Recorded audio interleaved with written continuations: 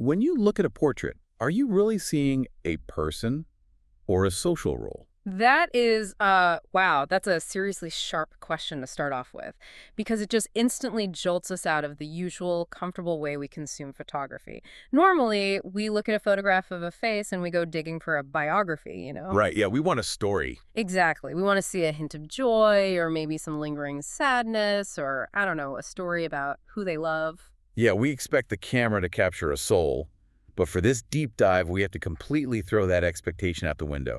We've got a massive stack of sources here. I mean, archives, articles, audio transcripts, all centered around the Weimar-era photographer August Sander. And it is a dense stack of material. It really is. And just to set the ground rules early, our mission today is not to just walk through a standard biography of a guy with a camera. We are looking at Sander as a radical framework for thinking.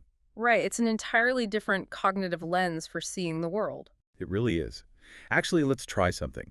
Wherever you are listening to this right now, whether you are sitting at your desk, commuting on a train, or, just walking your dog, take 1 second and look at yourself from the outside. Become the subject for a second. Exactly. Look at the specific clothes you put on this morning. Notice the posture you're holding, the objects sitting on the table next to you. If a camera shutter clicked right at this exact millisecond, would the resulting image capture your unique, complex inner self? Or would it just capture a type?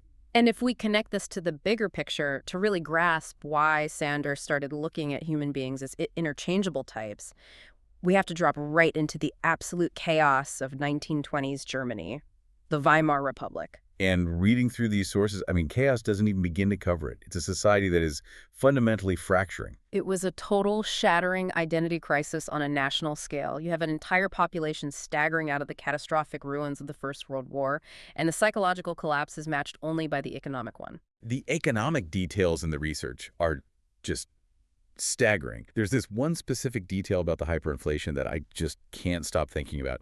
People literally had to push a wheelbarrow full of paper cash down the street just to buy a single loaf of bread. Oh. A wheelbarrow. Yeah, because the currency was devaluing by the hour. It was practically worthless paper. Think about what that actually does to your sense of self. If your money evaporates overnight, your social status evaporates right along with it. The value of your labor, your life savings, your entire standing in the community, it just vanishes into thin air. You're left totally unmoored. Right. Who are you if your lifetime of hard work can't buy an egg? And politically, the streets are effectively a war zone. You have violent, literal street battles between communist factions and right-wing nationalists. Yet, bizarrely, at the exact same time, Berlin is experiencing this dizzying avant-garde cultural freedom in the cabarets and the art scene. So the whole concept of who I am is losing its foundation. Yes, exactly. People were desperate for something real to hold on to. The flowery, romantic portraiture of the 19th century, where subjects were posed in front of painted backdrops with dramatic, heroic lighting, it just felt like a massive lie. They were totally sick of romantic illusions. Which honestly makes total sense. When your world feels like it's spinning violently out of control, you don't want flowery poetry. You want cold, hard reality. You want facts. Right, facts. And from the notes, that cultural craving birthed an entire artistic movement. It was called New Objectivity. And the underlying philosophy was brutal but simple. See the world exactly as it is, don't decorate it, don't dramatize it, and definitely don't romanticize it. Document the unvarnished, clinical truth. And August Sander decides to turn his camera into the ultimate scientific instrument for this movement. He really does. Okay, let's unpack this because his visual approach is where this gets fascinating and, well, a little unsettling. If you look at his portraits from this era, they are incredibly flat. And I mean that in a structural, deliberate way. The subjects are usually posed frontally, staring straight down the barrel of the lens. The lighting is remarkably even, so there's no moody shadows hiding half the face. The backgrounds are almost always simple or neutral. And the faces, man, the faces are wild. The faces are the most striking part of the whole project. There's absolutely zero emotion. No smiles, no tears, no furrowed brows of anger, nothing. What's fascinating here is that the lack of emotion isn't some failure of Sanders to connect with his subjects. It wasn't that people back then just, didn't smile for photos. It is a highly deliberate void. He specifically instructed them to present themselves neutrally. It's almost like, it's as if Sanders isn't trying to photograph the person's soul at all. He's photographing the uniform they wear. Yes. That is the core thesis anchoring decades of his work. It is a deliberate, orchestrated transformation from the individual to the role. He doesn't want you, the viewer, to wonder what the person is feeling or what their childhood was like. He wants you to look at the thick calluses on their hands. Exactly. He wants you to notice the specific drape of their jacket or the specialized tools they are gripping. He's forcing you to look past the human and see the social category they represent, He is treating them as specimens of a specific era and class. which naturally leads us to the grand, almost unbelievable system he built to house these specimens. His life's work, which he called People of the 20th Century. Looking through the archives we gathered, this was not just some photo album you leave on a coffee table. Far from it. It was an architectural map of an entire society. Sanders set out to photograph literally every cross-section of the German population, and he divided them into 45 meticulously planned portfolios. But he didn't just throw them in a pile. He built a very rigid, specific hierarchy. According to his notes, he starts all the way at the roots. Portfolio number 1 is entirely dedicated to farmers. Because to Sander, the farmer is the foundation of civilization. They are the tie to the earth, the bedrock that everything else is built upon. Right. And from that agrarian root, the system moves up and outward. We flip through the portfolios and you go through the manual workers, then the skilled artisans, the professionals, the artists, the wealthy city dwellers. Covers everyone. It does.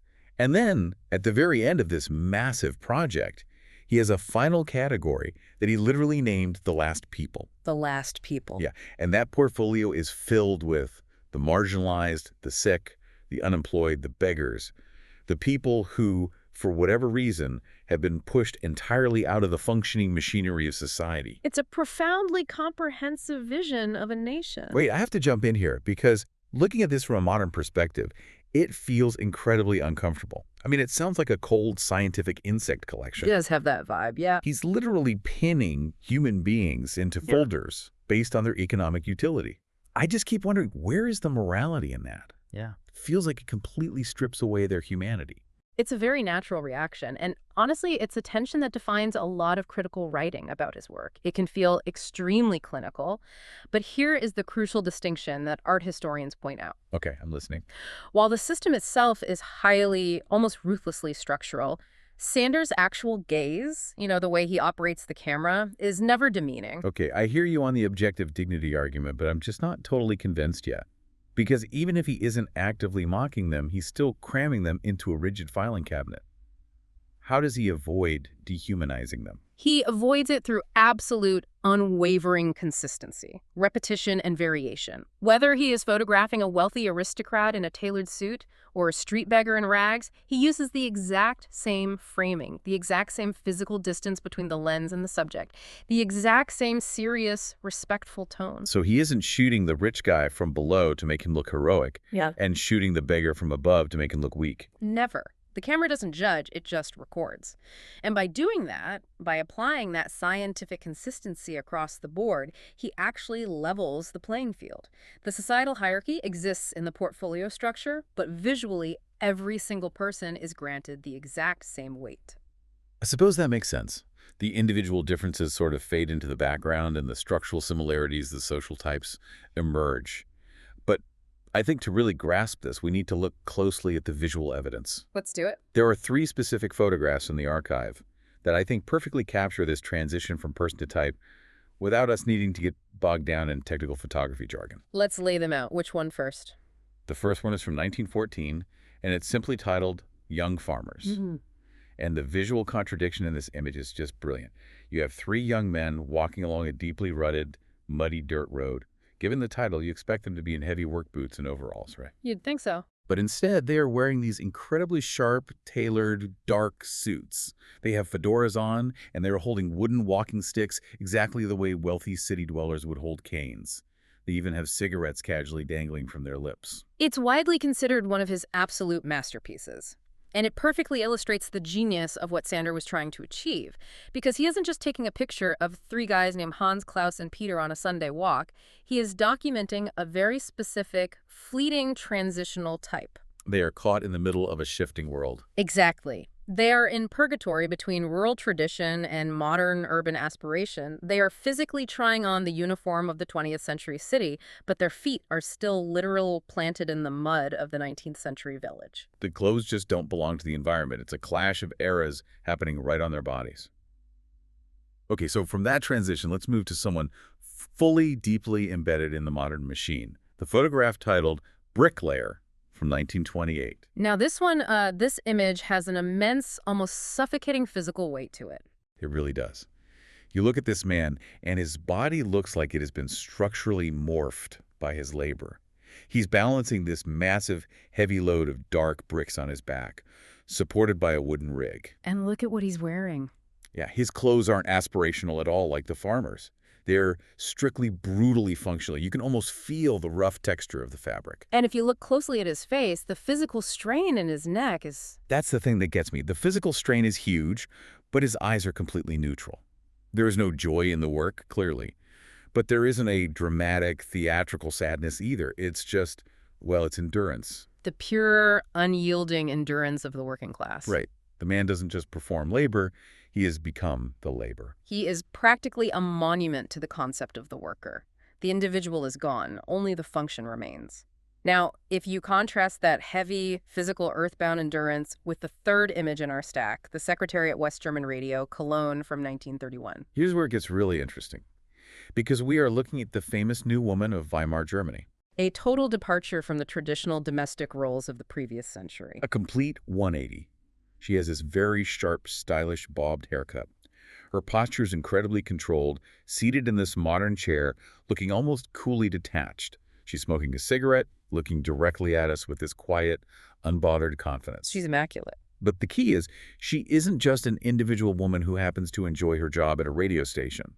Through Sanders' lens, she is the visual representation of the modern, rational, administrative machine. She is the new white-collar world. She is the new gear in the societal clockwork. When you mentally put the farmer, the bricklayer, and the secretary side by side, you stop seeing three random citizens. You start seeing the invisible framework of an entire era laid bare. Which is an incredible artistic achievement. But looking at her, looking at how perfectly she fits that label, it brings us to a wall, a really difficult conceptual wall. It does. Can a human being really be reduced to a category? This raises an important question, maybe the most important ethical question of this entire deep dive. Because the power to name someone, to categorize them, is fundamentally also the power to erase them. That's exactly what I'm struggling with. Yeah. When you look at that man with the heavy load and you label him purely as a bricklayer, you strip away everything else. You strip away his personal loves, his childhood traumas, his sense of humor, his inner complexities. You prune away his entire messy humanity until absolutely nothing but his economic function is left. It's a dangerous reduction. It is. Sander claimed to be an objective, neutral observer just cataloging reality. But no framing is truly neutral. Categorization is inherently a form of control, and history unfortunately proves exactly how dangerous this kind of objective archiving can be. You're talking about what happened when the Nazis found his work. Yes. When the Nazi regime took power in Germany in the 1930s, they had a very specific, highly curated aesthetic project. They needed to project a myth to the German people and to the world. They wanted to show an idealized, pure, perfectly homogeneous Aryan race. A total fantasy, a manufactured reality. A deadly fantasy. And what did August Sanders' extensive clinical archive show? They showed the real Germany. They showed the brokenness. The vast diversity, the marginalized folks in that Last People portfolio.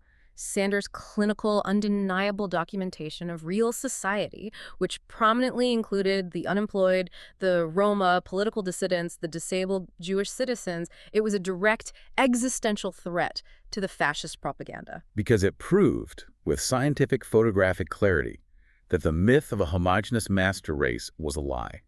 The truth was way too messy for them. They couldn't tolerate the reality he had meticulously categorized. Because of this, his objective data was treated by the state as an act of resistance. The Nazis confiscated his published books, they literally destroyed his original printing plates, and they banned his work from being distributed. Wow. The ultimate historical irony here is that Sanders' attempt to simply coldly categorize reality became one of the greatest weapons against a regime built entirely on illusion. It's chilling to think that just showing things as they actually are becomes an act of treason. And, as I was reading through the source materials and thinking about this obsessive need to categorize people, I couldn't shake this very heavy feeling. We aren't just talking about 1920s Germany here. We are talking about right now, You're today. seeing a modern typology. I am. Think about it. We don't even need a totalitarian government or a strict photographer to put us into boxes anymore. We do this to ourselves every single day. Look at LinkedIn, look at Instagram or TikTok. We're voluntarily putting ourselves into Sanders folders. We willingly curate the uniform. We absolutely do. Think about how people present themselves online. We dress up as the startup founder type or the creative director type or the wellness influencer. We use the exact right buzzwords in our bios. We pose in the right minimalist coffee shops with our laptops perfectly angled. That's a performance. Right. We willingly strip away our own messy human contradictions just to fit into a clean, easily marketable mold. We want to be easily categorized because the modern digital economy demands it. If you aren't easily searchable, you aren't valuable. But what's even more fascinating, and frankly a bit terrifying, is that today we don't even need a human photographer with a glass plate camera to do the categorizing. The algorithms are doing Sanders' job for us. Constantly in the background. So what does this all mean? How does a piece of code do what Sanders spent his life doing? Well, think about artificial intelligence and machine learning models. Mm-hmm. An AI doesn't look at you as an individual with a soul, obviously. It looks at your clicks. It looks at your purchase history, your location data, how long you hover over a specific video. Right. It scans billions of images and data points to generate the absolute mathematical average type for any given profession, demographic, or political leaning. It's taking all of our messy human traits and reducing us to a cluster of data points. Precisely. If you ask a modern AI image generator to show you a picture of a software engineer or a successful CEO, it synthesizes millions of previous categorizations into one flawless, non-existent prototype. The algorithmic eye is just the ultimate, frictionless version of Sanders' camera. It's Sanders' filing cabinet, but scaled up to a global, digital level, which honestly makes this whole exploration feel so incredibly heavy. Because when you really strip it down, maybe this isn't really about Sander. Maybe it's about how we see people. I think that is exactly the core of it. And to really cement that idea, one of the articles in our research stack offers a brilliant comparison between Sander and two other legendary photographers. It perfectly illustrates the trajectory of where we started and where we're heading. Oh, the Walker-Evans comparison. Walk us through that, because that part blew my mind. So think about a photographer like Walker Evans, who famously documented the Great Depression in America. When Evans looked at a destitute, starving sharecropper, his goal was to capture their individual soul. He wanted to capture the deeply personal tragedy living in their eyes. He wanted you, the viewer, to feel their specific, unique pain. You are looking at a human being. Right. Then, historically, you move to August Sander. Sander removes the individual soul to capture the social type. The person becomes the structure. The bricklayer isn't a man. He is labor. From the individual to the category. But then you look at modern contemporary photographers like Andreas Gursky, who is famous for these massive wall-sized prints of modern life. Right. Gursky takes those dizzying, overwhelming photos of high-frequency stock exchanges or supersized Amazon fulfillment centers or massive shipping ports. Exactly. In Gursky's work, the systems themselves have become so unimaginably massive that the human being is reduced to an invisible, meaningless speck. You have to squint just to see a person. Wow, yeah. We aren't even social types anymore. We are just a tiny, blurred pixel of color caught in the grinding machinery of global capitalism. The individual is completely, utterly gone. Which leaves us with a pretty profound reality to mull over. As our modern systems grow endlessly larger, more complex, and completely driven by unseen algorithms, are we even recognizable as types to each other anymore? Or are we all just slowly, quietly vanishing entirely into the background of the data machine?